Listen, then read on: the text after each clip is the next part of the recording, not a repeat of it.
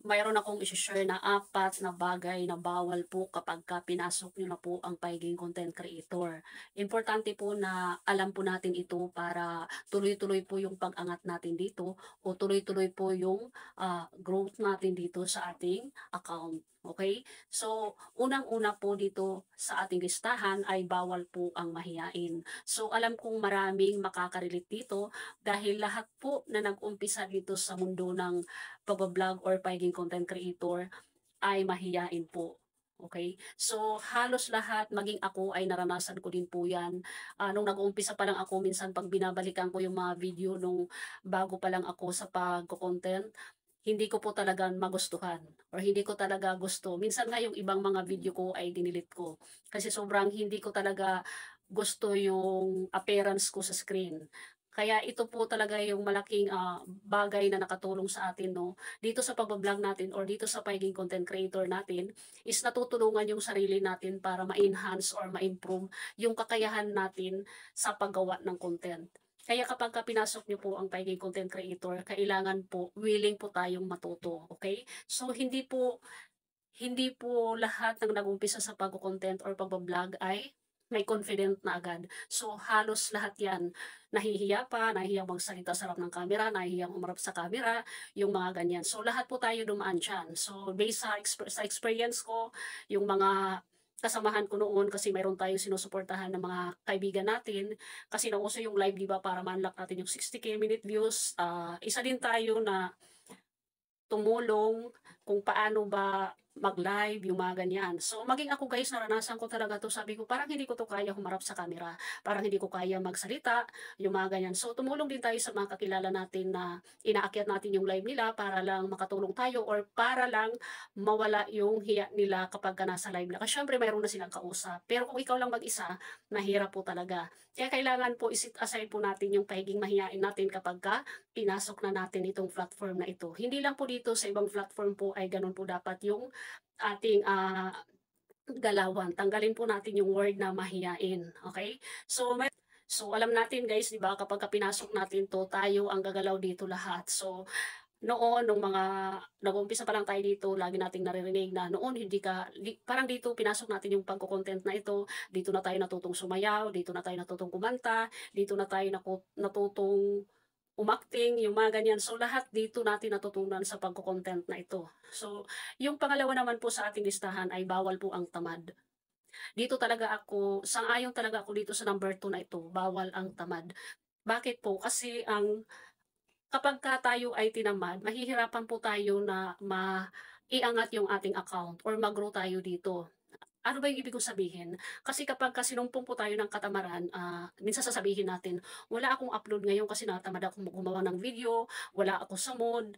Eh, alam naman natin guys na kapagka nag-turn on po tayo ng ating professional mode at gusto po natin ma-unlock yung 60K minute views, gusto nating ma-unlock yung ating followers, bawal po talaga ang tamad dito. Kasi halimbawa po yung 60K minute views na gusto nating i-unlock, kailangan makuha natin siya within 60 days. Kasi kung hindi natin siya makukuha, maglalagas at maglalagas po yung ating minute views, lalo na kung ikaw ay nagla-live. 'Di ba? So, sayang yung, effort mo or yung time na inilaan mo sa kaka-live mo tapos maglalagas lamang kasi sumobra ka na dun sa ibinigay na date or sumobra ka na dun sa 2 buwan or 60 days na 'yan. So, kailangan kapagka pinasok po natin ang mundo ng pagko-content or tinorn on na natin ang ating professional mode, kailangan mayroon po tayong time management. Importante po 'yan kahit minsan kasi ganito yung sinasabi ng ilan, marami akong ginagawa ngayon, may trabaho ako, kaya hindi ako nakakapag-upload ng video. So, ang importante po dito, alam naman natin guys, lahat ng pumasok dito sa pagko-content is hindi lang talaga ito ang trabaho. Kumbaga part-time lang natin 'to.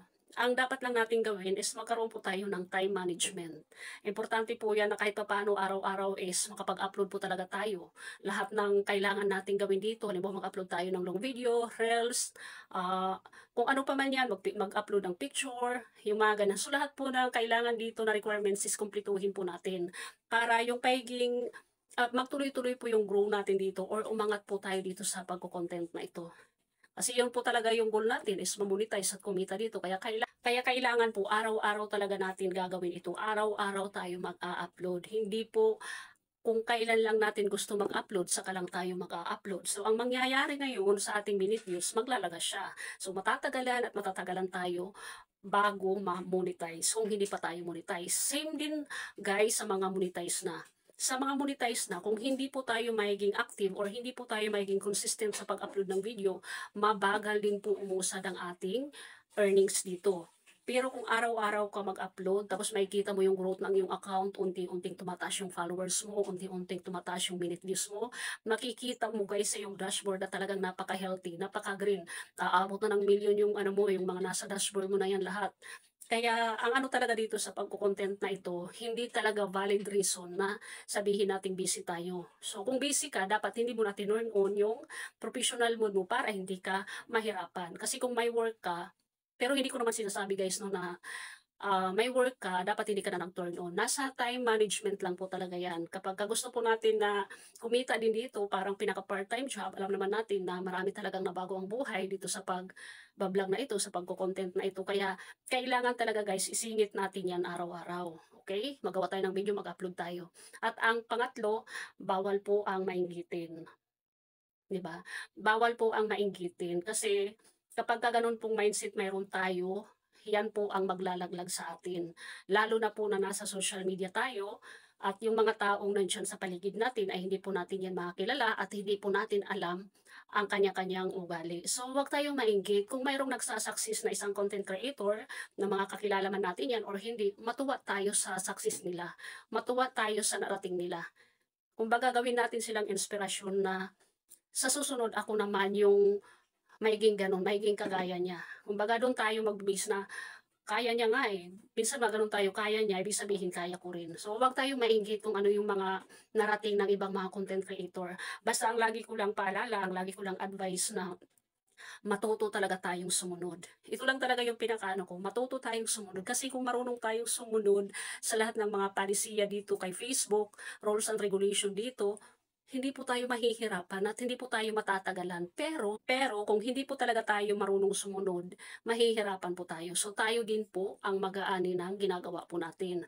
So kailangan follow the rules and regulation dito kay Facebook. Kung ano yung ipinagbabawal, huwag nyo nang gawin. Kasi kung mayroong mga nag-a-advise sa inyo na bawal ito, bawal yung ganyan, sundin nyo po. Kasi concern po yung mga taong nagbibigay ng advice sa inyo. Lalo na yung mga malalaking content creator na nagbibigay ng advice. Sundin nyo yan kasi makakatulong po yan sa inyo. So, ganun po dito sa pagiging content creator. Dapat yung maging mindset natin ay gusto natin lahat tayo umangat or lahat tayo talaga mamonetize at kumita dito kay Facebook platform. Okay? So, ang pangapat po ay negative mindset. So, ito talaga yung mahirap eh. Yung pagiging negatibo sa lahat ng bagay. Negatibo ka, parang alam mo yung iniisip mo na parang ang hirap naman i-workout to, ang hirap naman gumawa ng content, parang hindi ko ata kaya to. Parang alam mo yun, nandun lahat. Yung yung mga parang lagi kang worried, lagi kang nag-iisip na baka hindi ko kaya yan, baka hindi ko kaya yung ma-monetize, hindi ko mapuno yung 60K minute views ko, hindi ko ma-unlock yung aking 5K followers, yung mga ganyan. Or baka hindi ako mapansin, baka walang manood ng mga videos ko. So yun lagi, kung yun lagi ang ano natin, yun lagi ang mindset natin, mahihirapan po tayo dito. Ang ano ko lang talaga, ang advice ko lang sa inyo, kasi lahat naman po talaga is nag-start talaga sa pinakamababa. Nung nag-start ka, ilan lang followers mo. Nung nag-start ka, wala ka pang minute views, di ba? Simula nung nag-turn on ka, kung mayroon kang nakikitang progress sa account mo, ituloy-tuloy mo lang. At kailangan syempre, yun nga yung sinasabi ko lagi na matuto talaga tayong sumunod. Kasi ang nangyayari sa mga hindi marunong sumunod, natatagalan talaga ang proseso. Kahit nabutin ka ng taon, 2 taon, hindi ka po mamomonetize kung hindi ka talaga marunong sumunod sa simpleng utos pa lang. Yan po yung pinaka lagi kong ina-advise. Okay? Kasi kung marunong kang sumunod, wala naman pong mawawala kung susunod ka, kung ano yung iniuutos. Pero kung hindi ka susunod, ay good luck talaga sa iyo dahil hindi ka po mamomonetize. Kaya ang ano ko lang sa inyo, sana maging masaya lang tayo sa ginagawa natin at huwag po tayong manlalamang ng ating kapwa. Okay? Kung mayroong nagsasucceed sa mga kaibigan natin, mga kakilala natin, maging proud tayo sa kanila kasi nagawa nila yun dahil sa tamang pamamaraan at sakripisyong